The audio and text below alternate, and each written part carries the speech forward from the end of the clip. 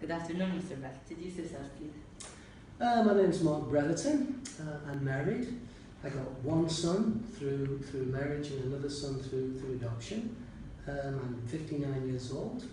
I've been a principal for over 20 years. I'm from UK. I've been out of UK since 1983. And I've worked in international schools, IB schools, American schools, British schools, bilingual schools. I've got quite a range of experience. What's your biggest achievement in TA so far? It's a great question. I think, to be practical, it's trying to get to know the staff, the parents and the students. I don't know too many by name, but I'm getting to know the character of the school and the way the students react, play and work together, the way our staff work and play together. And I'm starting to get to know some of the parents, so I think that's very important, establishing relationships with the people you work with. So at this point in time, I think that's the most important for me. What are your plans for turning the school into a 21st century learning environment? Well, first of all plans depend upon funding and financing.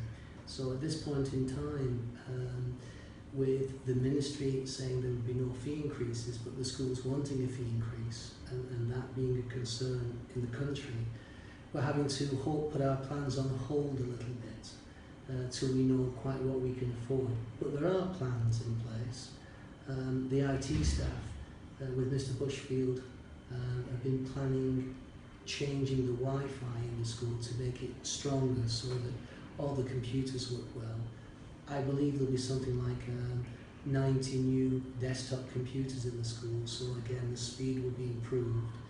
And we're thinking of trying to arrive at a point where you have what we call a bring your own device, so you could bring your laptop or use your smartphone. But I want to be very careful.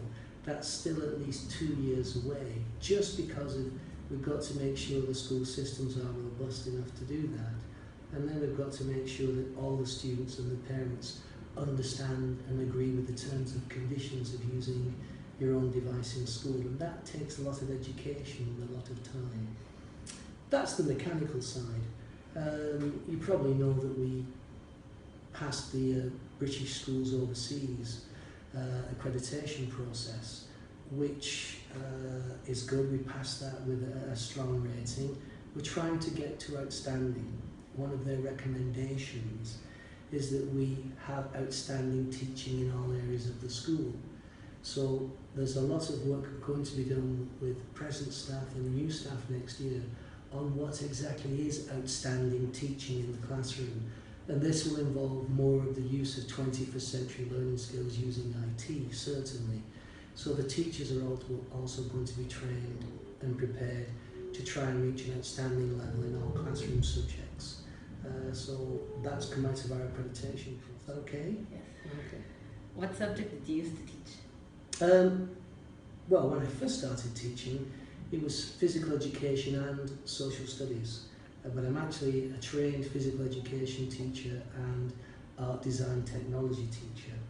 Over the years, I've done some art design and technology. I've done some social studies. But predominantly, I would feel that I'm a physical education teacher. What sports do you or have you played? As a PE teacher, you play all the sports. You become a jack of all trades, master of none. My personal preferences when I was a young man was to play rugby, and then as I got older, couldn't play rugby the same way. I turned to squash and tennis. Nice. We've heard that there are changes in the school uniform. So can you tell us about it? Well, changes in school uniform take 18 months, 2 years to bring about, because you have to find a new supplier. We're not necessarily changing the colour of the uniform in any way, shape or form. We're trying to find a better quality and something that's a little bit more suitable in terms of a boy's uniform and a girl's uniform, rather than the unisex trousers or the unisex sports wear. But that's not something that's going to happen soon. We're trying now, but it's probably 18 months away before anything really comes to fruition in that regard. We've heard that a lot of teachers are leaving. So how can you guarantee that the new teachers that are coming in are at least the same quality as those who are leaving? Great question. The answer to that question is there is no guarantee. I can be very certain that they're of the same quality, with great respect to the teachers leaving. There may also be an improvement in the quality of teaching. Do you see what I mean? How do we guarantee that? Well, there's certain recruiting agencies that the teachers that were leaving were recruited through. We use those same agencies. Those agencies know our school, know what we want, and they help us find the right people. The teachers that we bring in are vetted very carefully. They go through a fairly rigorous interview process. I've interviewed everybody first, and then if I thought they were suitable for our school, I've asked, for example, the secondary principal or the Key Stage 2 principal to interview with another member of staff if possible. So the teachers coming will have been vetted mostly by the recruiting agency, then by me, and then by the school level principal and possibly one other member of staff. We check their references to make sure the references are good. And of course, there's some teachers that will come from other schools in Kuwait who our staff know already from social occasions. So there's a fairly careful process. It's never a perfect process, but I think we have hired a very good group of new staff. And that's with no disrespect to the teachers leaving. They're also very good staff.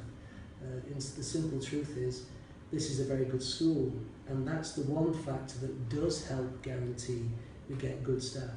Teachers want to come to a good school, so that makes recruiting a little bit easier. What books are you currently reading and why? What books am I currently reading? I don't think I've read a book for my own pleasure and leisure since last summer. In fact, I'm sure I've not. The last book I read, I forgot his name. There's a cowboy. The name's gone right out of my head. Lonesome Dove. It's a very old novel. It's about life in the American West. There's a movie about it with Richard Duvall as one of the actors. It's a very good book. It's very engaging. But that's the last one I read. That was in the summer while I was on holiday. Since I started here, I've been a little bit too busy. What else would you like to tell our audience at TETAC? It's a real pleasure to be with this staff and this student body. When I came for interview, I think it was in March last year, about the same time of year, I was very, very impressed with how the student body behaved, with how respectful they were to each other, and with the staff and with the parents. And that's not changed at all. It's a pleasure, not just very nice, it's a pleasure to work with all of you. As you know, I've come out to some of the sports to watch that, some of the productions, some of the assemblies. It's always polite, it's always purposeful. All of you guys are extremely articulate youngsters. You're bilingual, many of you, truly bilingual.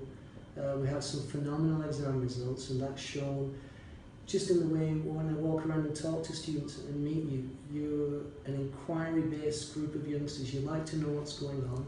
You like to ask questions. And that makes all the teachers' job, I think, in the school much easier. You generally are very eager to learn. And that's not too common, that the whole student body's like that. So it's a pleasure being in the school, and I look forward to being here and working with everybody for a long time to come, and keeping up what Mr. Vernal and the other older members of staff have built in the school. It's a very good school, and it's a pleasure to be here.